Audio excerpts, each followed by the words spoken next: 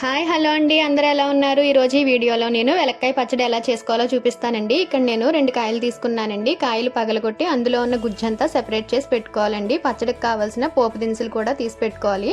దాని తర్వాత స్టవ్ పైన పాన్ పెట్టుకుని ఆయిల్ వేసుకుని ఆయిల్ వేడయిన తర్వాత పోపు దినుసులు వేయించుకోవాలండి.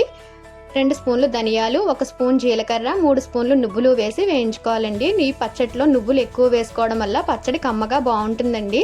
1 స్పూన్ ఆవాలు వేసి ఒక 5-6 పచ్చిమిర్చి, 5-6 ఎండుమిర్చి వేసి పోపు వేగేంత వరకు వేయించుకోవాలండి.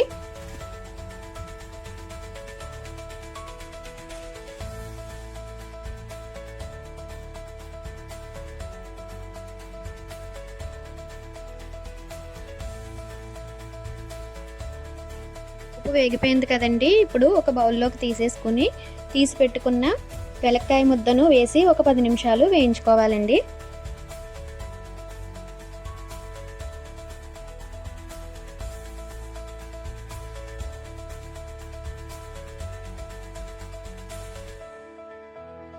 ఇలా వేయించడం వల్ల ఫ్రిడ్జ్లో పెట్టకపోయినా 10 రోజులైనా నిలవ ఉంటుందండి. ఇప్పుడు వేయించి పెట్టుకున్న పోపుల్ని మిక్సీ గిన్నెలో వేసి అందులో కొంచెం సాల్ట్, చిన్న బెల్లం ముక్క వేసి మిక్సీ పట్టుకున్న తర్వాత ఈ వేయించిన ముద్దను కూడా వేసి మిక్సీ పట్టుకోవాలండి. ఇప్పుడు పాన్లో ఆవాలు, జీలకర్ర, ఎండుమిర్చి, శనగపప్పు, మినపప్పు, కరివేపాకు అన్నీ వేసి పోపు వేయించుకున్న తర్వాత ముందుగా ఆడిపెట్టుకున్న పచ్చడిని ఇందులో వేసేసుకుంటే పచ్చడి రెడీ అండి.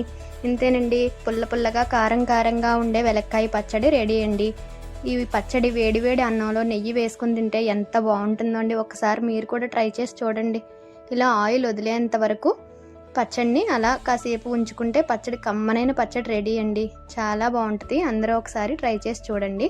నా వీడియో కనుక మీకు నచ్చినట్లయితే ఒక లైక్ ఇవ్వండి.